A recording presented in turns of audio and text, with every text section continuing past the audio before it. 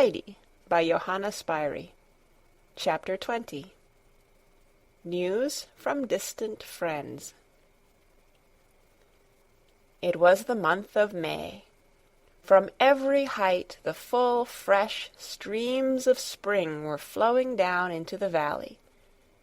The clear, warm sunshine lay upon the mountain, which had turned green again. The last snows had disappeared, and the sun had already coaxed many of the flowers to show their bright heads above the grass.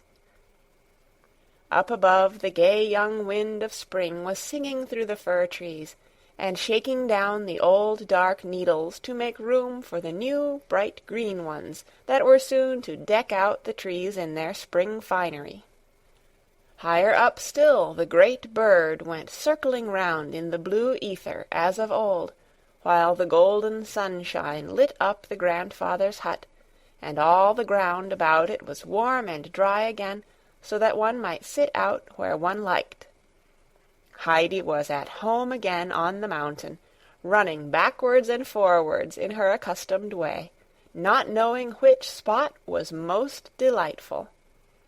Now she stood still to listen to the deep, mysterious voice of the wind, as it blew down to her from the mountain summits, coming nearer and nearer, and gathering strength as it came, till it broke with force against the fir trees, bending and shaking them, and seeming to shout for joy, so that she too, though blown about like a feather, felt she must join in the chorus of exulting sounds.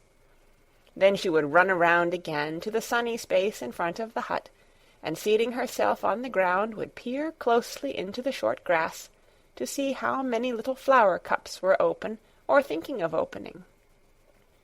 She rejoiced with all the myriad little beetles and winged insects that jumped and crawled and danced in the sun, and drew in deep draughts of the spring scents that rose from the newly awakened earth, and thought the mountain was more beautiful than ever.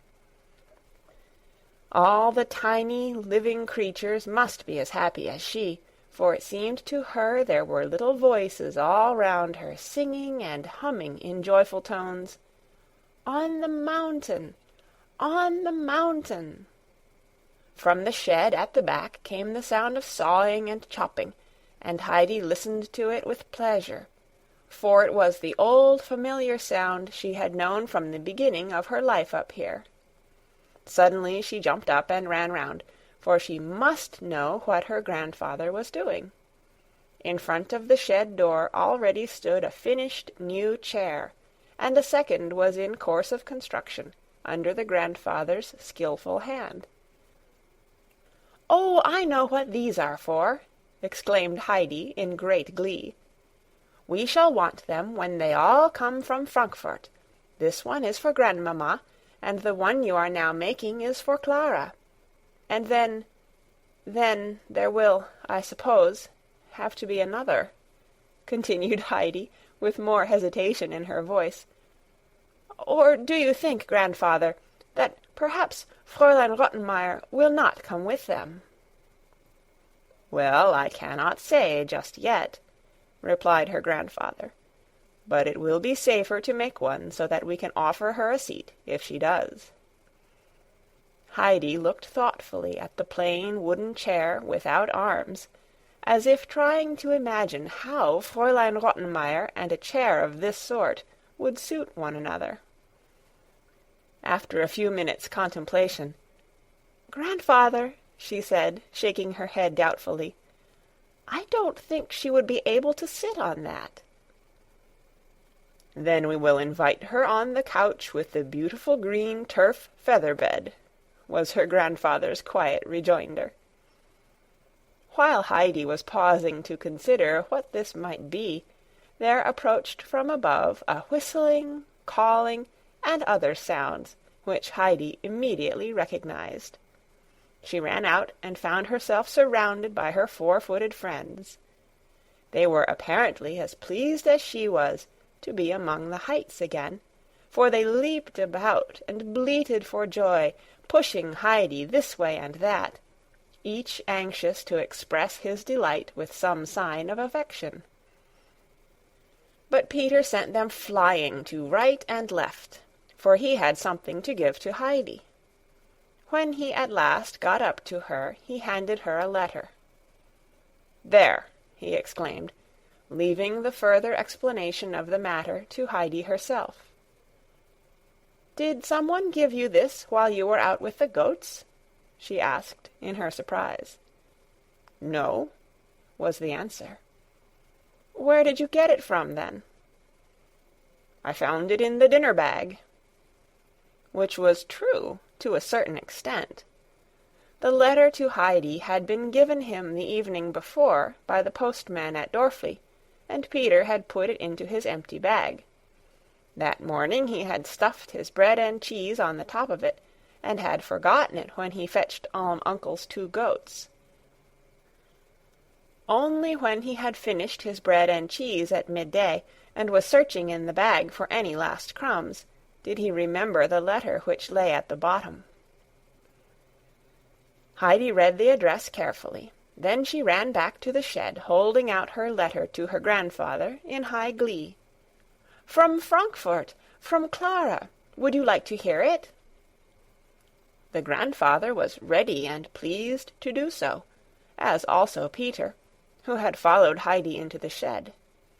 He leaned his back against the door-post, as he felt he could follow Heidi's reading better if firmly supported from behind, and so stood prepared to listen. "Dearest Heidi, everything is packed, and we shall start now in 2 or 3 days, as soon as Papa himself is ready to leave. He is not coming with us, as he has first to go to Paris. The doctor comes every day, and as soon as he is inside the door he cries, 'Off now as quickly as you can, off to the mountain!'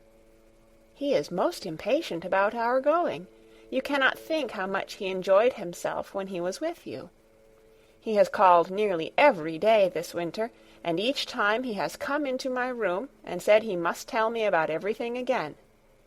And then he sits down and describes all he did with you and the grandfather, and talks of the mountains and the flowers, and of the great silence up there far above all towns and the villages, and of the fresh, delicious air, and often adds, 'No one can help getting well up there.' He himself is quite a different man since his visit, and looks quite young again and happy, which he had not been for a long time before. Oh, how I am looking forward to seeing everything, and to being with you on the mountain, and to making the acquaintance of Peter and the goats. I shall have first to go through a 6 weeks' cure at Ragaz. This the doctor has ordered, and then we shall move up to Dorfli, and every fine day I shall be carried up the mountain in my chair, and spend the day with you. Grandmamma is traveling with me, and will remain with me. She also is delighted at the thought of paying you a visit. But just imagine, Fräulein Rottenmeier refuses to come with us. Almost every day Grandmamma says to her, 'Well, how about this Swiss journey, my worthy Rottenmeier? Pray say if you really would like to come with us.' But she always thanks Grandmamma very politely, and says she has quite made up her mind. I think I know what has done it. Sebastian gave such a frightful description of the mountain, of how the rocks were so overhanging and dangerous, that at any minute you might fall into a crevasse, and how it was such steep climbing that you feared at every step to go slipping to the bottom, and that goats alone could make their way up without fear of being killed. She shuddered when she heard him tell of all this, and since then she has not been so enthusiastic about Switzerland as she was before. Fear has also taken possession of Tinette, and she also refuses to come. So Grandmamma and I will be alone. Sebastian will go with us as far as Ragaz, and then return here. I can hardly bear waiting till I see you again. Good-bye, dearest Heidi. Grandmamma sends you her best love and all good wishes. Your affectionate friend, Clara." Peter, as soon as the conclusion of the letter had been reached, left his reclining position and rushed out, twirling his stick in the air in such a reckless fashion that the frightened goats fled down the mountain before him with higher and wider leaps than usual. Peter followed at full speed, his stick still raised in air in a menacing manner, as if he was longing to vent his fury on some invisible foe. This foe was indeed the prospect of the arrival of the Frankfurt visitors, the thought of whom filled him with exasperation. Heidi was so full of joyful anticipation that she determined to seize the first possible moment next day to go down and tell grandmother who was coming, and also particularly who was not coming. These details would be of great interest to her, for grandmother knew well all the persons named from Heidi's description, and had entered with deep sympathy into all that the child had told her of her life and surroundings in Frankfurt. Heidi paid her visit in the early afternoon, for she could now go alone again. The sun was bright in the heavens, and the days were growing longer, and it was delightful to go racing down the mountain over the dry ground, with the brisk May wind blowing from behind, and speeding Heidi on her way a little more quickly than her legs alone would have carried her. The grandmother was no longer confined to her bed. She was back in her corner at her spinning wheel, but there was an expression on her face of mournful anxiety. Peter had come in the evening before, brimful of anger, and had told about the large party who were coming up from Frankfurt, and he did not know what other things might happen after that, and the old woman had not slept all night, pursued by the old thought of Heidi being taken from her. Heidi ran in, and taking her little stool, immediately sat down by grandmother, and began eagerly pouring out all her news, growing more excited with her pleasure as she went on. But all of a sudden she stopped short and said anxiously, "What is the matter, grandmother? Aren't you a bit pleased with what I am telling you?" "Yes, yes, of course, child, since it gives you so much pleasure," she answered, trying to look more cheerful. "But I can see all the same that something troubles you. Is it because you think after all that Fräulein Rottenmeier may come?" asked Heidi, beginning to feel anxious herself. "No, no, it is nothing, child," said the grandmother, wishing to reassure her. "Just give me your hand, that I may feel sure you are there. No doubt it would be the best thing for you, although I feel I could scarcely survive it." "I do not want anything of the best if you could scarcely survive it," said Heidi, in such a determined tone of voice that the grandmother's fears increased, as she felt sure the people from Frankfurt were coming to take Heidi back with them. Since now she was well again, they naturally wished to have her with them once more. But she was anxious to hide her trouble from Heidi if possible, as the latter was so sympathetic that she might refuse perhaps to go away, and that would not be right. She sought for help, but not for long, for she knew of only one. "Heidi," she said, "there is something that would comfort me and calm my thoughts. Read me the hymn beginning, 'All things will work for good.'" Heidi found the place at once, and read out in her clear young voice, "All things will work for good to those who trust in me. I come with healing on my wings to save and set thee free." "Yes, yes, that is just what I wanted to hear," said the grandmother, and the deep expression of trouble passed from her face. Heidi looked at her thoughtfully for a minute or two, and then said, "Healing means that which cures everything and makes everybody well, doesn't it, grandmother?" "Yes, that is it," replied the old woman with a nod of assent, "and we may be sure everything will come to pass according to God's good purpose. Read the verse again, that we may remember it well and not forget it again." And Heidi read the words over 2 or 3 times, for she also found pleasure in this assurance of all things being arranged for the best. When the evening came, Heidi returned home up the mountain. The stars came out overhead, one by one, so bright and sparkling that each seemed to send a fresh ray of joy into her heart. She was obliged to pause continually to look up, and as the whole sky at last grew spangled with them, she spoke aloud. "Yes, I understand now why we feel so happy, and are not afraid about anything, because God knows what is good and beautiful for us." And the stars with their glistening eyes continued to nod to her till she reached home, where she found her grandfather also standing and looking up at them, for they had seldom been more glorious than they were this night. Not only were the nights of this month of May so clear and bright, but the days as well.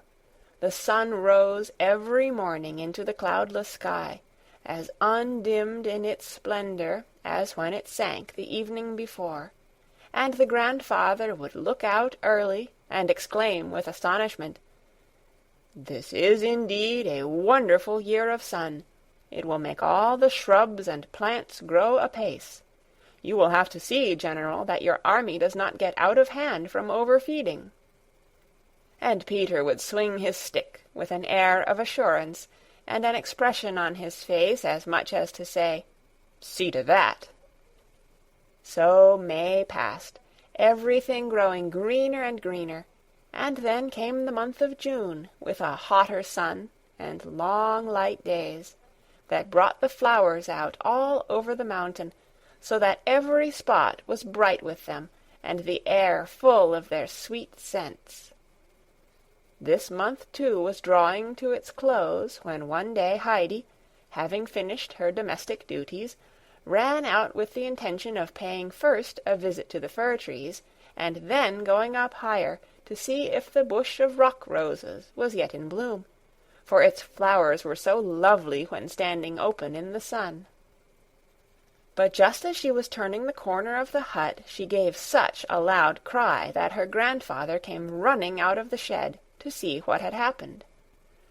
"Grandfather, grandfather!" she cried, beside herself with excitement. "Come here! Look, look!" The old man was by her side by this time, and looked in the direction of her outstretched hand. A strange-looking procession was making its way up the mountain. In front were two men carrying a sedan chair, in which sat a girl well wrapped up in shawls. Then followed a horse, mounted by a stately-looking lady who was looking about her with great interest, and talking to the guide who walked beside her. Then a reclining chair, which was being pushed up by another man, it having evidently been thought safer to send the invalid to whom it belonged up the steep path in a sedan chair. The procession wound up with a porter, with such a bundle of cloaks, shawls, and furs on his back, that it rose well above his head. "Here they come! Here they come!" shouted Heidi, jumping with joy. And sure enough, it was the party from Frankfurt. The figures came nearer and nearer, and at last they had actually arrived. The men in front put down their burden, Heidi rushed forward, and the two children embraced each other with mutual delight. Grandmamma, having also reached the top, dismounted, and gave Heidi an affectionate greeting, before turning to the grandfather, who had meanwhile come up to welcome his guests. There was no constraint about the meeting, for they both knew each other perfectly well from hearsay, and felt like old acquaintances. After the first words of greeting had been exchanged, Grandmamma broke out into lively expressions of admiration. "What a magnificent residence you have, uncle! I could hardly have believed it was so beautiful. A king might well envy you. And how well my little Heidi looks, like a wild rose," she continued, drawing the child towards her, and stroking her fresh pink cheeks. "I don't know which way to look first, It is all so lovely. What do you say to it, Clara? What do you say?" Clara was gazing round entranced. She had never imagined, much less seen, anything so beautiful. She gave vent to her delight in cries of joy. "Oh, Grandmamma," she said, "I should like to remain here forever." The grandfather had meanwhile drawn up the invalid chair, and spread some of the wraps over it. Now he went up to Clara. "Supposing we carry the little daughter now to her accustomed chair. I think she will be more comfortable. The travelling sedan is rather hard," he said, and without waiting for anyone to help him, he lifted the child in his strong arms and laid her gently down on her own couch. He then covered her over carefully and arranged her feet on the soft cushion, as if he had never done anything all his life but attend on cripples. The grandmamma looked on with surprise. "My dear uncle," she exclaimed, "if I knew where you had learned to nurse, I would at once send all the nurses I know to the same place, that they might handle their patients in like manner. How do you come to know so much?" Uncle smiled. "I know more from experience than training," he answered, but as he spoke the smile died away, and a look of sadness passed over his face. The vision rose before him of a face of suffering that he had known long years before, the face of a man lying crippled on his couch of pain, and unable to move a limb. The man had been his captain during the fierce fighting in Sicily. He had found him lying wounded, and had carried him away, and after that the captain would suffer no one else near him, and uncle had stayed and nursed him till his sufferings ended in death. It all came back to uncle now, and it seemed natural to him to attend on the sick Clara, and to show her all those kindly attentions with which he had once been so familiar. The sky spread blue and cloudless over the hut and the fir trees, and far above over the high rocks, the grey summits of which glistened in the sun. Clara could not feast her eyes enough on all the beauty around her. "Oh, Heidi, if only I could walk about with you," she said longingly.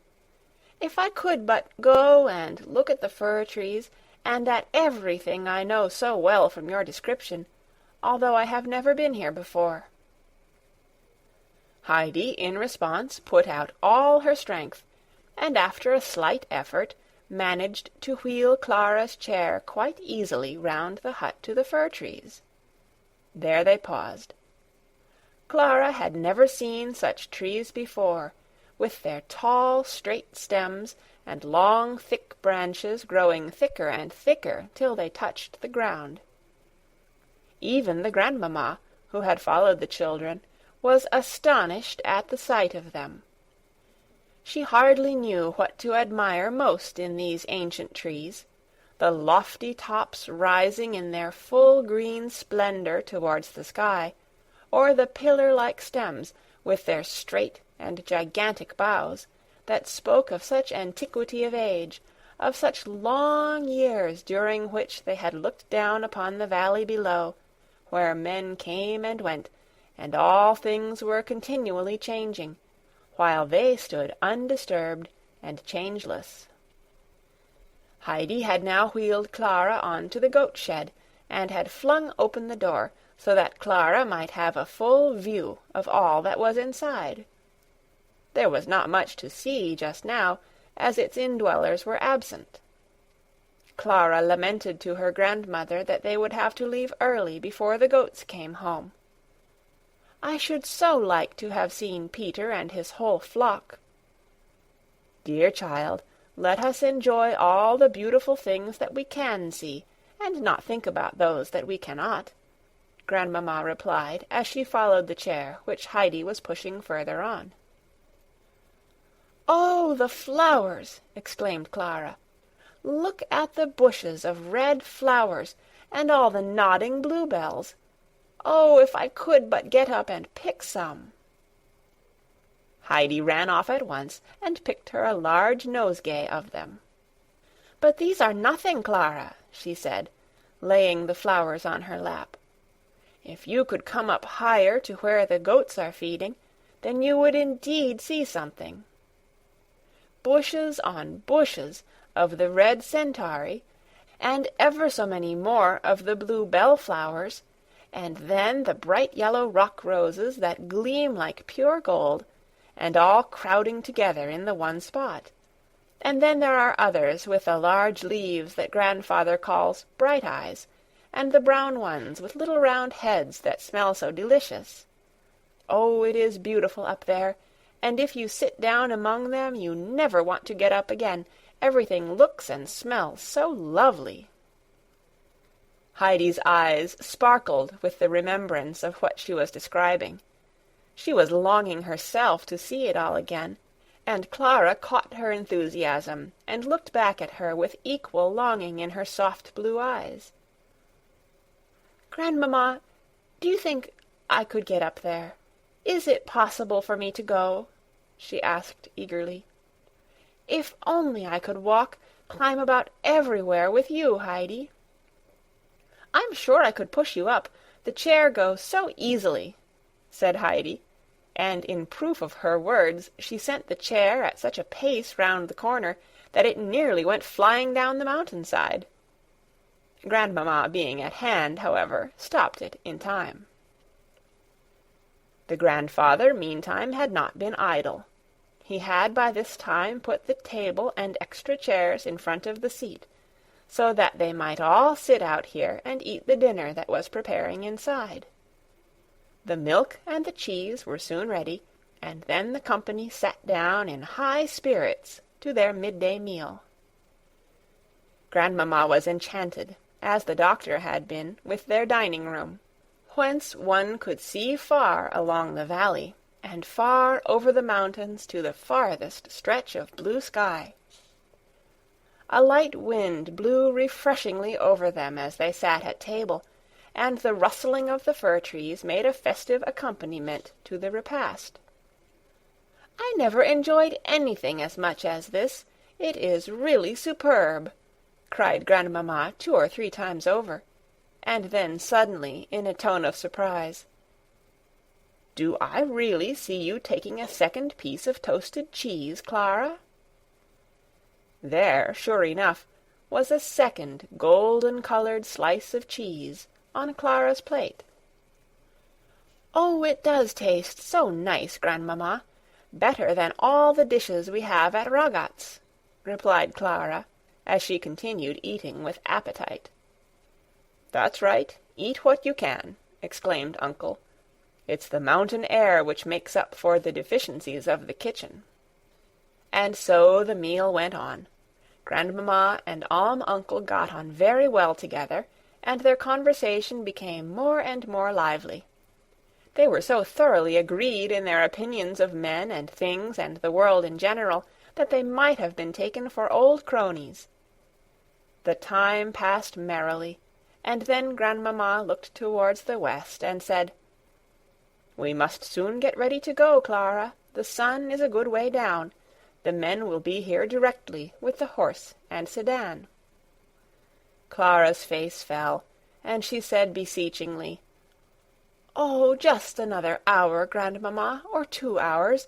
We haven't seen inside the hut yet, or Heidi's bed, or any of the other things. If only the day was 10 hours long." "Well, that is not possible," said Grandmamma, but she herself was anxious to see inside the hut, so they all rose from the table, and Uncle wheeled Clara's chair to the door. But there they came to a standstill, for the chair was much too broad to pass through the door. Uncle, however, soon settled the difficulty by lifting Clara in his strong arms and carrying her inside. Grandmamma went all round and examined the household arrangements, and was very much amused and pleased at their orderliness and the cozy appearance of everything. "And this is your bedroom up here, Heidi, is it not?" she asked, as, without trepidation, she mounted the ladder to the hayloft. "Oh, it does smell sweet! What a healthy place to sleep in!" She went up to the round window and looked out, and Grandfather followed up with Clara in his arms, Heidi springing up after them. Then they all stood and examined Heidi's wonderful hay-bed, and Grandmamma looked thoughtfully at it, and drew in from time to time fragrant draughts of the hay-perfumed air, while Clara was charmed beyond words with Heidi's sleeping apartment. "It is delightful for you up here, Heidi. You can look from your bed straight into the sky, and then such a delicious smell all round you, and outside the fir trees waving and rustling. I have never seen such a pleasant, cheerful bedroom before." Uncle looked across at the Grandmamma. "I have been thinking," he said to her, "that if you were willing to agree to it, your little granddaughter might remain up here, and I am sure she would grow stronger. You have brought up all kinds of shawls and covers with you, and we could make up a soft bed out of them, and as to the general looking after the child, you need have no fear, for I will see to that." Clara and Heidi were as overjoyed at these words as if they were two birds let out of their cages, and Grandmamma's face beamed with satisfaction. "You are indeed kind, my dear uncle," she exclaimed. "You give words to the thought that was in my own mind. I was only asking myself whether a stay up here might not be the very thing she wanted. But then the trouble, the inconvenience to yourself, and you speak of nursing and looking after her as if it was a mere nothing. I thank you sincerely. I thank you from my whole heart, uncle." And she took his hand and gave it a long and grateful shake, which he returned with a pleased expression of countenance. Uncle immediately set to work to get things ready. He carried Clara back to her chair outside, Heidi following, not knowing how to jump high enough into the air to express her contentment. Then he gathered up a whole pile of shawls and furs, and said, smiling, "It is a good thing that Grandmamma came up well provided for a winter's campaign. We shall be able to make good use of these." "Foresight is a virtue," responded the lady, amused, "and prevents many misfortunes. If we have made the journey over your mountains without meeting with storms, winds, and cloudbursts, we can only be thankful, which we are, and my provision against these disasters now comes in usefully, as you say." The two had meanwhile ascended to the hayloft, and begun to prepare a bed. There were so many articles piled one over the other that when finished it looked like a regular little fortress. Grandmamma passed her hand carefully over it to make sure there were no bits of hay sticking out. "If there's a bit that can come through, it will," she said. The soft mattress, however, was so smooth and thick that nothing could penetrate it. Then they went down again, well satisfied, and found the children laughing and talking together, and arranging all they were going to do from morning till evening, as long as Clara stayed. The next question was how long she was to remain, and first Grandmamma was asked, but she referred them to the grandfather, who gave it as his opinion that she ought to make the trial of the mountain air for at least a month. The children clapped their hands for joy, for they had not expected to be together for so long a time. The bearers and the horse and guide were now seen approaching. The former were sent back at once, and Grandmamma prepared to mount for her return journey.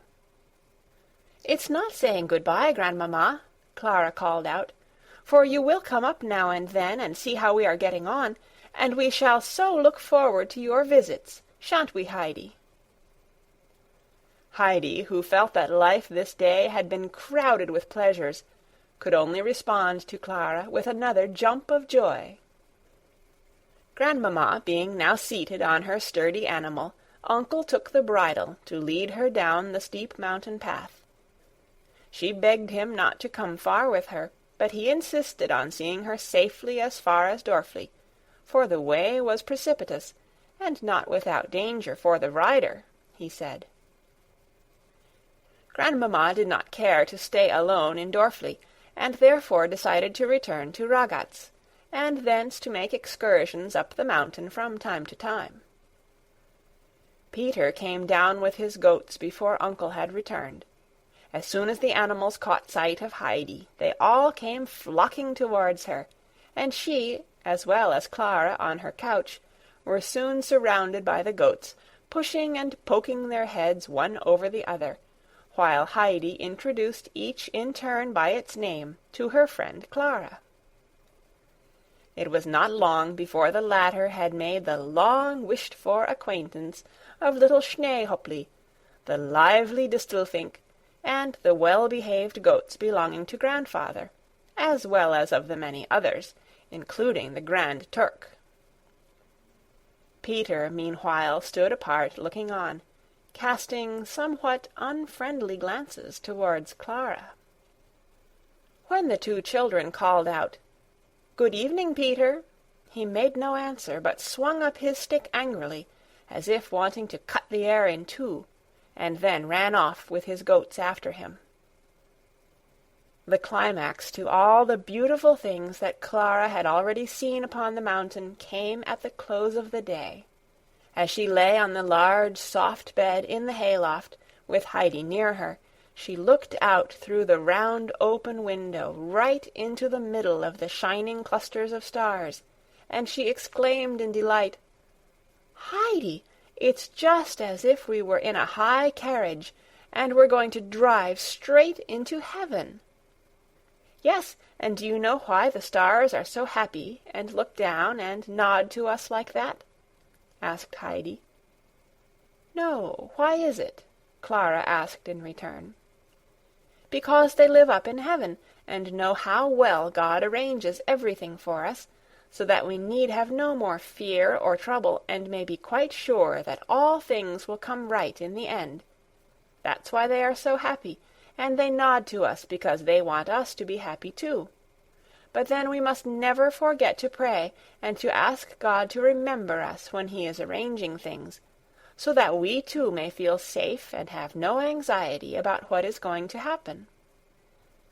The two children now sat up and said their prayers, and then Heidi put her head down on her little round arm, and fell off to sleep at once. But Clara lay awake some time, for she could not get over the wonder of this new experience of being in bed up here among the stars.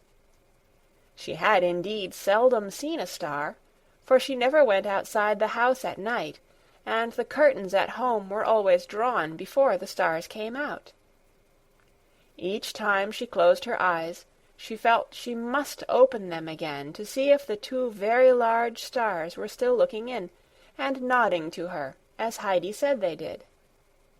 There they were, always in the same place, and Clara felt she could not look long enough into their bright, sparkling faces, until at last her eyes closed of their own accord, and it was only in her dreams that she still saw the two large, friendly stars shining down upon her.